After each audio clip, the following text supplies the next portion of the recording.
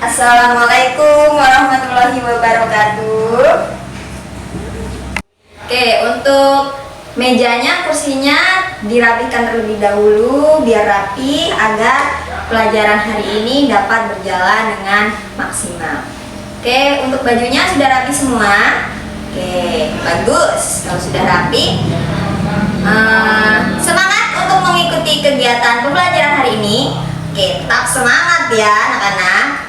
Oke, untuk kegiatan hari ini, apakah di kelas 5 hadir semua? Oke, bagus ya, hadir semua ya. Oke, ketika kalian berangkat sekolah tadi pukul berapa? Oke, ada yang setengah 7. Oke, ada yang jam 6, pagi sekali. Ada yang jam 7 ya. Oke, ketika kalian berangkat sekolah, apa sih yang kalian rasakan ketika kalian sedang berjalan atau dengan menggunakan kendaraan motor? Suhunya bagaimana? Oke, pasti dingin ya. Oke, ketika kalian merasakan dingin, itu biasanya yang terjadi di tubuh anak-anak itu bagaimana? Oke, bulu kuduknya merinding ya. Kemudian ketika kalian pulang sekolah nih, kalian pulang sekolah jam berapa? Jam 12. Oke, ketika kalian berjalan, itu apa yang kalian rasakan? Oke, panasnya sengatan dari sinar matahari. Oh iya, kemudian ada lagi? Ya, cukup, itu aja. Ya. Jadi, pada pertemuan hari ini kita akan membahas tentang tema 6, yakni panas dan perpindahannya, subtema 1 tentang suhu dan kalor. Tujuan dari pembelajaran yang akan kita capai, yang pertama, siswa mampu meringkas teks eksplanasi pada media cetak secara tepat. Yang kedua, siswa mampu menyajikan ringkasan teks secara tepat.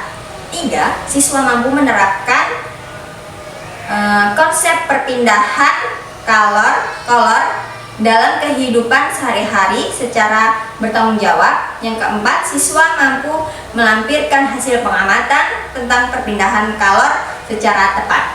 Oke, untuk ketua kelasnya, sebelum kita mulai pelajaran hari ini, agar lebih baiknya kita berdoa dulu ya.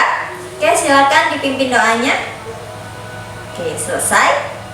Jadi, pada pertemuan hari ini kita akan membahas tentang tema 6, yakni panas dan perpindahannya, subtema 1 tentang suhu dan kalor. Tujuan dari pembelajaran yang akan kita capai, yang pertama, siswa mampu meringkas teks eksplanasi pada media cetak secara tepat. Yang kedua, siswa mampu menyajikan ringkasan teks secara tepat. 3, siswa mampu menerapkan konsep perpindahan kolor dalam kehidupan sehari-hari secara bertanggung jawab. Yang keempat, siswa mampu melampirkan hasil pengamatan tentang perpindahan kalor secara tepat. Oke, jadi di sini Ibu akan memberikan contoh tentang gambar perpindahan suhu dan kalor. Oke, di sini ada gambar seorang anak yang memakai topi yang berwarna pink. Kemudian baju yang berwarna biru. Di sini dia memakai sarung tangan dan apa ini ya? Shawl ya. Kemudian di sini pemandangannya ada pemandangan gunung. Berarti dia berada di mana? Di hutan. Oke. Biasanya kalau di hutan itu gimana sih suhunya? Dingin ya? Ya, benar. Kemudian gambar kedua. Ini gambar apa anak-anak? Ya, benar. Ini adalah gambar seorang ibu yang sedang menjemur pakaian. Oke, di sini ada beberapa pakaian yang sedang ibu jemur di bawah terik sinar matahari. Kemudian ada gambar yang terakhir, yaitu apa ini? Sedang merebus air. Di sini anak-anak pernah tidak merebus air? Oke, di sini ada kompor api. Kemudian lama-kelama di sini air yang di atasnya terdapat air, di bawahnya terdapat api akan mengalami pendidihan. ya. Oke, jadi setelah kalian mengamati, ini adalah hasil jawaban dari anak-anak semua. Yang jawaban pertama dari Anes ya. Pertanyaannya, mengapa baju yang basah apabila dijemur di bawah sinar matahari bisa kering? Jawabannya, karena matahari menghantarkan sumber energi. Oke, untuk jawaban yang kedua itu mendidih. Untuk jawaban yang ketiga, pernah jawabannya. Dan untuk jawaban yang keempat yaitu matahari dan api. Jadi setelah kalian mengamati gambar dan menjawab pertanyaan yang sudah ibu berikan, silahkan dibuka bukunya. Ada buku cetakan, bawa buku cetak semua. Oke, bawa semua, dibuka halaman tentang judul sumber energi. Sudah dibuka semua bukunya. Oke, kalau sudah dibuka, silahkan kalian baca tentang sumber energi panas. Oke, bagaimana? Sudah selesai membaca? Oke, kalau sudah, di bawah dari buku itu terdapat beberapa pertanyaan. Jadi silahkan kalian jawab pertanyaan. Di sini ada 5 pertanyaan ya anak-anak. 5 pertanyaan. Silahkan kalian jawab pertanyaan yang ada di buku tulis kalian masing-masing. Jelas? Jelas. Sudah selesai semua menjawab? Oke, kalau sudah, untuk jawaban pertama apa? Oke, benar, sumber energi. Yang kedua, oke, api jawabannya ya. Yang ketiga, contohnya apa? Ya, contohnya menjemur pakaian. Soal yang keempat, tentang apa ini? Tentang seorang anak yang berada di atas gunung.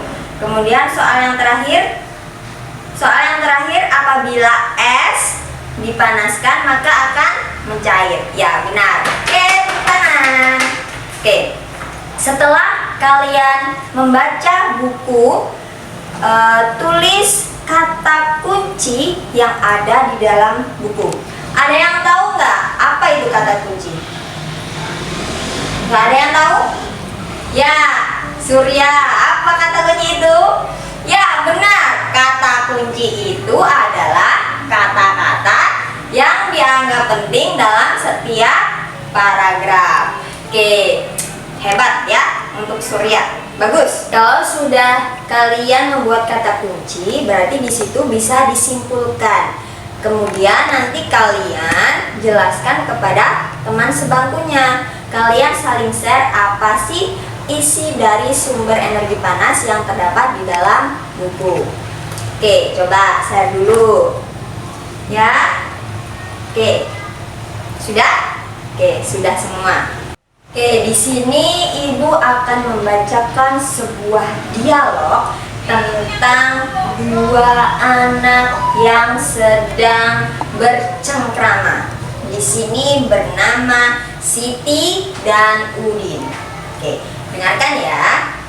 Siti, kamu lagi ngapain, Din?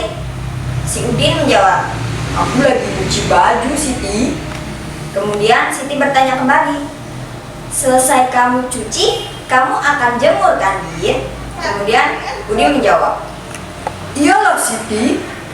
Kemudian Siti bertanya lagi kepada si Udin, kenapa ya kalau baju dijemur kok bisa kering ketika di bawah sinar matahari?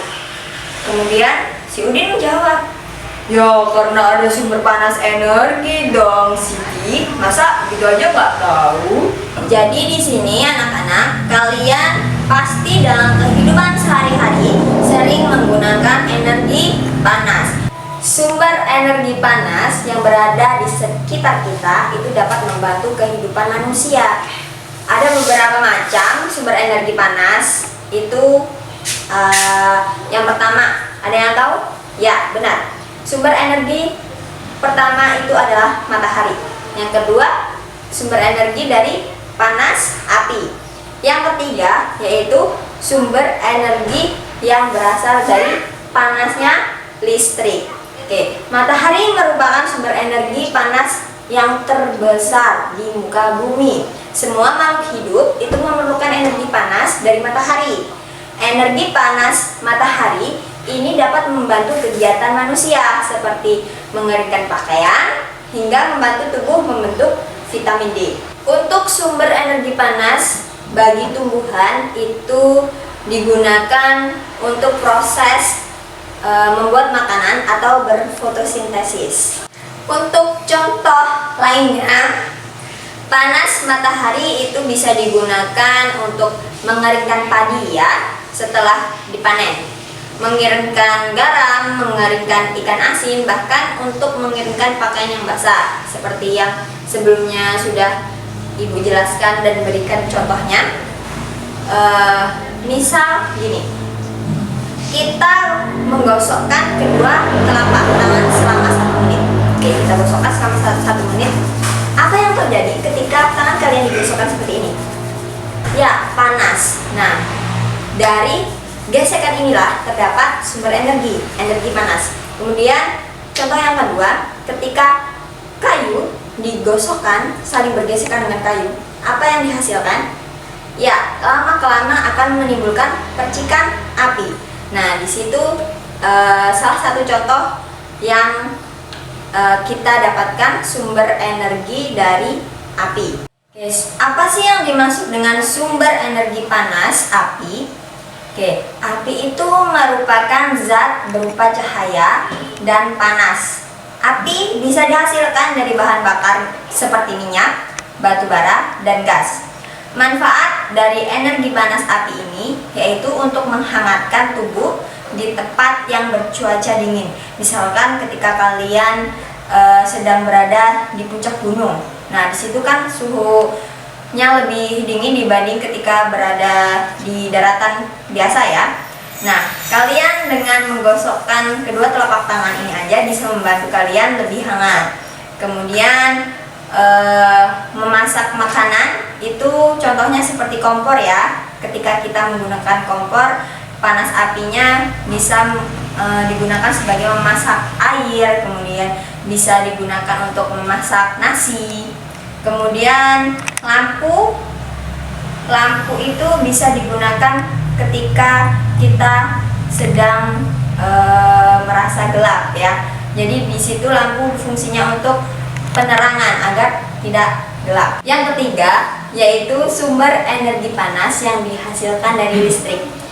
Nah, di rumah kita banyak sekali menggunakan media listrik, yaitu dengan energi panas pada saat kita memasak nasi. Kita memasak nasi dengan menggunakan rice cooker, yaitu membantu sekali ketika kita ingin menanak nasi.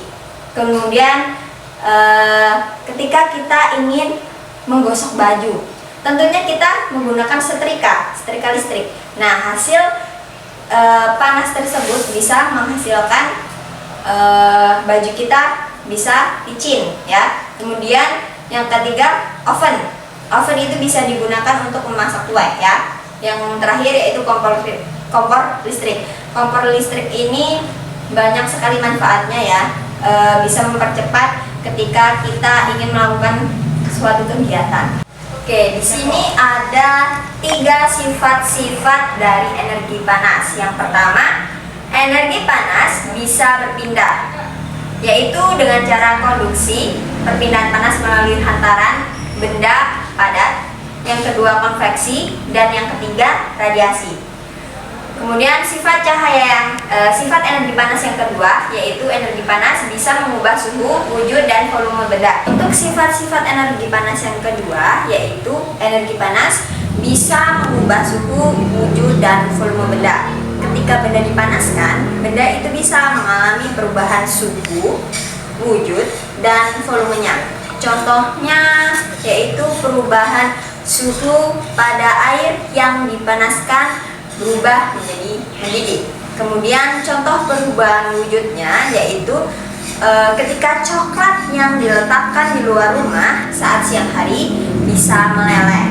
Kemudian sifat-sifat energi panas yang ketiga yaitu energi panas bisa membuat benda memuai. Benda yang dipanaskan atau terkena panas dari sinar matahari bisa memuai. Benda yang memuai artinya ukurannya berubah menjadi lebih besar. Sifat panas ini bisa kita lihat dalam kehidupan sehari-hari, yaitu contohnya kaca jendela bisa memuai jika terkena panas, sehingga kaca dipasang lebih longgar pada bingkainya agar tidak pecah. Kemudian, apabila energi tersebut sering dipakai, apakah akan berpengaruh pada sumber energi tersebut? Yang terakhir, amati bagaimana sumber energi panas dari matahari dapat menyebabkan perubahan-perubahan dengan mudah dan dapat kita lihat serta kita amati. Di sini kalian bisa membagi kelompok. Mau kalian sendiri atau ibu yang membagi? Oke, kalian sendiri ya. Oke, sudah ditentukan kelompoknya.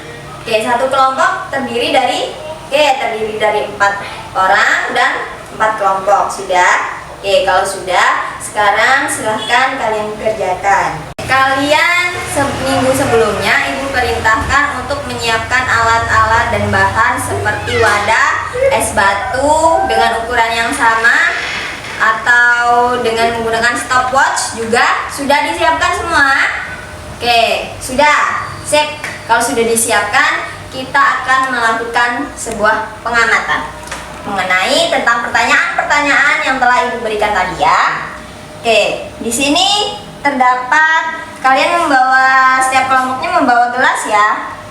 Gelasnya ada, masing-masing kelompok membawa 1, kemudian ada es batu. Oke, es batunya di sini dimasukkan ke dalam gelas sebanyak 6 buah yang berukuran sama. Kemudian dari 3 wadah ini kalian letakkan yang pertama di luar kelas di bawah sinar matahari. Kemudian wadah yang kedua kalian letakkan di atas meja kalian masing-masing. Dan yang terakhir, kalian letakkan di dalam lemari atau tempat yang terlindungi. Oke, sudah? Sudah dimasukkan? Oke, sudah. Oke, untuk masing-masing kelompok sudah membuat kesimpulan tentang hasil pengamatan yang telah kalian amati.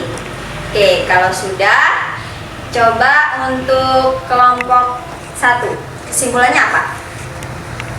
Oke, bahwa gelas yang dimasukkan ke dalam lemari itu mencairnya lambat dibanding dengan ketika es diletakkan di bawah sinar matahari. Oke, boleh. Apa jawabannya? Ada lagi? Oke, untuk kelompok 1 apa? Oke, untuk kelompok 1 es yang di dalam ruangan juga sama ya. Dengan yang di dalam lemari, namun lebih lambat yang di dalam lemari ya ketimbang yang di suhu ruangan. Oke, kelompok 3 sama. Oke, jadi di sini kita dapat menyimpulkan bahwa es yang diletakkan di dalam ruangan itu dia terpengaruh oleh suhu. Jadi dari kelompok paparan dari kelompok sebelumnya itu sama dengan kelompok 1, 2, dan 3, 4 ya, hasilnya sama, yaitu tentang es yang diletakkan di luar yang terpapar sinar matahari itu lebih cepat mencair dibanding dengan es yang diletakkan di dalam lemari dengan tidak ada penerangan sama sekali. Kemudian es yang diletakkan di dalam suhu ruangan itu untuk kapasitas pencairannya itu lebih tidak terlalu cepat ya dibanding dengan es yang diletakkan di luar ruangan yang terkena sinar paparan matahari. Oke, jadi di sini ibu akan menambahkan tentang hasil yang telah kalian amati. Jawaban kalian semua kelompok itu benar ya. Oke, jadi di sini kesimpulannya bahwa perubahan wujud dan volume pada es yang diletakkan di dalam gelas itu terjadi karena adanya sumber energi. Nah, jika sumber energi itu lebih besar, maka es yang terdapat di dalam gelas itu lebih cepat mencairnya. Seperti tadi ya yang dicontohkan es ketika berada di luar ruangan yang terkena paparan sinar matahari langsung. Itu contohnya ya. Kemudian contoh kedua yang tentang es diletakkan di dalam ruangan. Itu dia untuk perubahan perubahan volume dan wujudnya itu terkena energi panas melalui suhu. Kemudian yang es diletakkan di dalam lemari itu tidak terkena sama sekali cahaya ya. Hanya suhu ruangan yang terdapat di dalam lemari tersebut saja yang dapat mempengaruhi perubahan wujud dan volume yang berada di dalam wadah es tersebut. Dari pembahasan dan praktik yang kita lakukan pada pertemuan hari ini, adakah yang ditanyakan? Oke, tidak ada. Sudah jelas semua belum? Jelas? Oke, kalau jelas berarti jangan lupa materi hari ini ketika kalian pulang ke rumah dipelajarin kembali ya tentang perubahan suhu dan kalor ya. Kemudian harus tetap belajar ya, jangan main-main terus di rumah. Luangkan waktu kalian untuk membaca ya. Oke, baik, mungkin itu saja yang dapat Ibu jelaskan. Dan untuk pertemuan hari ini semoga pertemuan hari ini bisa bermanfaat bagi anak-anak semua tentunya ya. Oke, mari kita tutup pada pertemuan hari ini dengan mengucap hamdalah. Alhamdulillahirabbil alamin. Oke, untuk ketua kelasnya silahkan untuk memimpin doa sebelum kita pulang.